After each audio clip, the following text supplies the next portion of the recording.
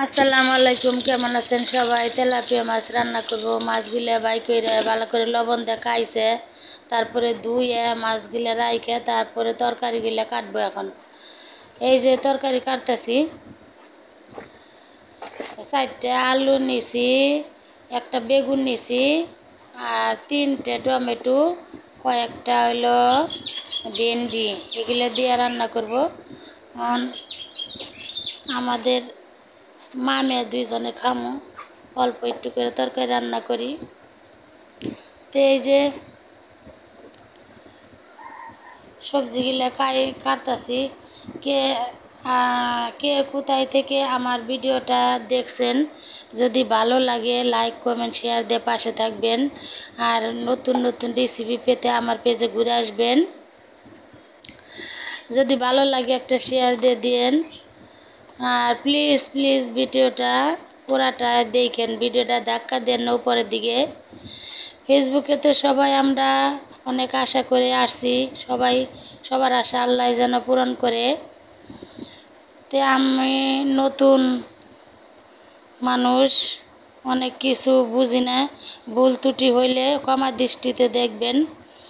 তে আমার প্রিয় ভাই বোনেরা একটা লাইক শেয়ার কমেন্ট করে দিয়েন। তে আমার তরকারিগুলো কাটা হয়ে গেছে।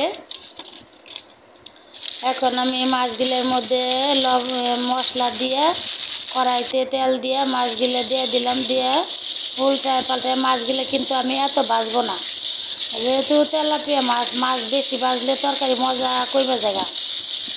এই জন্য আমি একবার করে উল্টায় রেখে দিছি। আমার মাছগুলো এই যে ভাজা হয়ে গেছে, ওই কড়াইতে আমি পেঁয়াজ দিয়ে দিলাম, পেঁয়াজ রসুন কাঁচামরিচ কাইটে রাখছিলাম, 2টা কাঁচামরিচ, এগুলো দিয়ে ভালো করে লাড়াচাড়া দিয়ে এদিকে ভালো করে ভাজে নিব।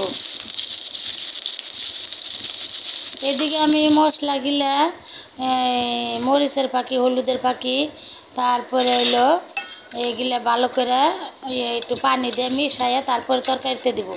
মরিচের ফাঁকি ভালো করে এইভাবে মিশাইয়া তরকারিতে দিলে তরকারি কালারটাও সুন্দর হয়। আর মরিচ পুড়ে গেলে তরকারি কালো হয়ে যায়, তরকারি স্বাদও লাগে না। তারপর স্বাদ মতো লবণও দিছি, দিয়ে তারপরে মশলাগুলা গোটা দিয়ে আমি এখন দিয়ে দিলাম। আর হইলো ধনিয়া বাটা, জিরা বাটা, আদা বাটা এগুলো দিয়ে দিলাম, দিয়ে মশলাগুলো ভালো করে কষাই নিব। মশলাগুলো কষানো হয়ে গেছে, এখন আমি সবজিগুলো দিয়ে দিব।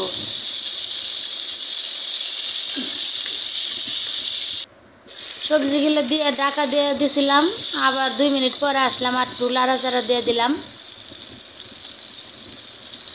এই যে তারপরে হলো সবজিগুলো একটু কষানো মোটামুটি হয়েছে, তারপরে আমি টমেটোটি দিয়ে দিলাম।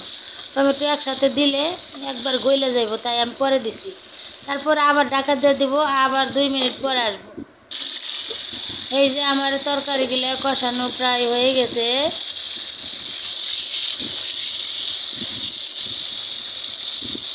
এখন আমি কয়েকটা ভেন্ডি কাইটে রাখছিলাম, ওগুলা দিয়ে দিলাম, দিয়ে লাড়াচাড়া দিয়ে পরিমাণ মতো ঝোল দিয়ে দিব, দিয়ে তারপরে মাছগুলো উপরে দিয়ে দিব।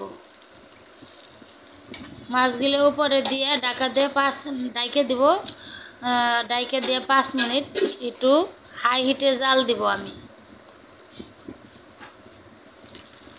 এই যে আমার তরকারিটা দেন প্রায় হয়ে গেছে আমি তরকারি। তো সবাই ভালো থাকবেন, আল্লাহ হাফেজ।